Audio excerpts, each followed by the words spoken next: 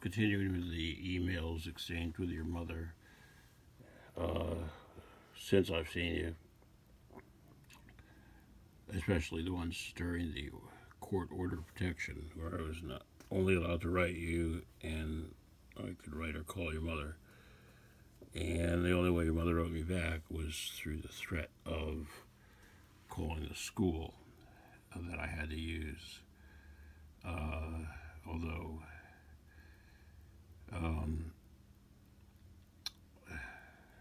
let me just go ahead and read this one, get one up for the day. It's another rainy day. Never feel good on a rainy day. Dear Lori, May 6, 2017. And by the way, if I made a mistake saying it was just referring to your 16th birthday, obviously it is now your 17th birthday. So I missed your 16th and 17th birthday. And your 18th birthday is just around the corner. Dear Lori, I'm writing to you now and thanking you again for responding to my emails. Communication, even if sometimes futile, is the only way to make progress. I am so happy that Juliette saw her birthday card. The trouble with the website I created is a tribute to her is that just that is an extension of my website and only my friends can see it. I'm pretty sure about that. But I could take snapshots of it and attach them for now until I figure out the whole Facebook thing. I assume you read Juliette's letters. I have no problem with that. I want you to read what I write her. I certainly don't want her to see anything that would upset her. Her favorite band, Linkin Park, is playing after the Mets on July 28th. I thought it could break the ice if all three of us went to make her feel comfortable at my expense. You see, you are the person who can dispel any fear she has of me. She has never once expressed a desire not to see me, or that she didn't want to come over. I've heard it from you, but I have never heard it from her. The idea of what goes on in Daddy's house is ironic because you just don't know. Only the report sometimes from a very confused, anxiety-ridden child. When you read, I'm going to break away from the email a second. I say, when I read you some emails later on of what Juliette told your mother, you can understand. I have no idea. Back to the email. There were more good times here than I could tell you, and the trip to Cleveland was pure joy. Remember that trip to Cleveland was only 6 months before your mother took me to court. And then no complaints. I say to your mother, back to the email now, you can help put back that trust. But first you have to trust me, and that is hard to do in this format. I understand your reservations. By the way, the jury is still out on the new period. We're talking about a band now that is really not anything to do with the exchange. It's still just talking about a friend of ours. He did a Mark Bolan song, Life's a Gas. So it's a happy song. I found the whole CD to be rather down. And get this in Wikipedia. In 1997, the Baltic imprint issue of the album Angelic Language, the brainchild of longtime DJ A.R. master Neil Kemper Stalker, more like long-term idiot. This is about another guy. I mean, it's totally unimportant, those last couple of comments, but I thought they would make your mother laugh. Anyway, happy Mother's Day, and best to your mother. Certainly have always liked your grandmother, your mother's mother.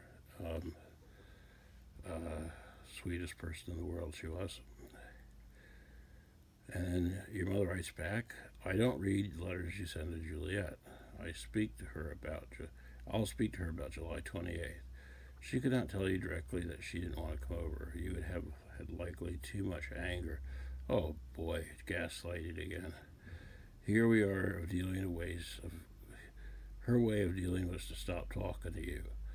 Now, your mother's way of you stop talking to me was to go to court and lie about wanting to kill you guys. All right? All right? And she writes selective mute. I told your mother about selective mutation.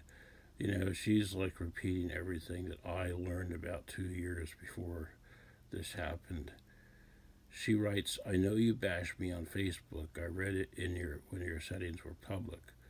I may have written something in there once or twice. But basically, I never talked about the situation on Facebook. The few people that I talked to on Facebook about it was in the message center, and really, the first post I ever put up with is that I'm going through something so very terrible, and I just hope you guys, you know, that your best wishes are with me. I avoid saying prayers. I don't know what they are. Hopefully you're still doing therapy because you see the value in it. This is your mother talking, not because you feel you must. That's actually true. There was an email in the past insisting you saw me in Hastings. I've not been to the village since the last time I picked her up. Look, I've known your mother for 30 years. I saw her walk by my house. It's not a big deal. You know, why she, but, I think she was caught a little by surprise that I saw her. She doesn't want to admit it. I write back to her. Believe all you want. You didn't walk by me in Hastings. I can't make you admit anything. Sure, in the beginning I was unkind about the events taking place, but I have since stopped talking about it altogether. That is very true. Remember, jokes about my ex-wife many times may refer to Kathy, who was my first wife, of course. Why are you reading my Facebook page? I'd really like to know. I wish you would read what I write Juliette. After all, you opened her birthday card. You would see how caring I've been. No matter what she will read them eventually. I don't want to stir up trouble and linger on about what has happened in the past with the therapy, but that's what therapy has taught me. Let it go. Any relationship with you and Juliette will be a new one. I still sense anger within you and unresolved bitterness. Let it go. I will say this. Many people have suggested you are intentionally cutting off any communication between me and Juliette because one visit with her and they would suggest that she would be happy to see me. It would be game over. Other people are suggesting this.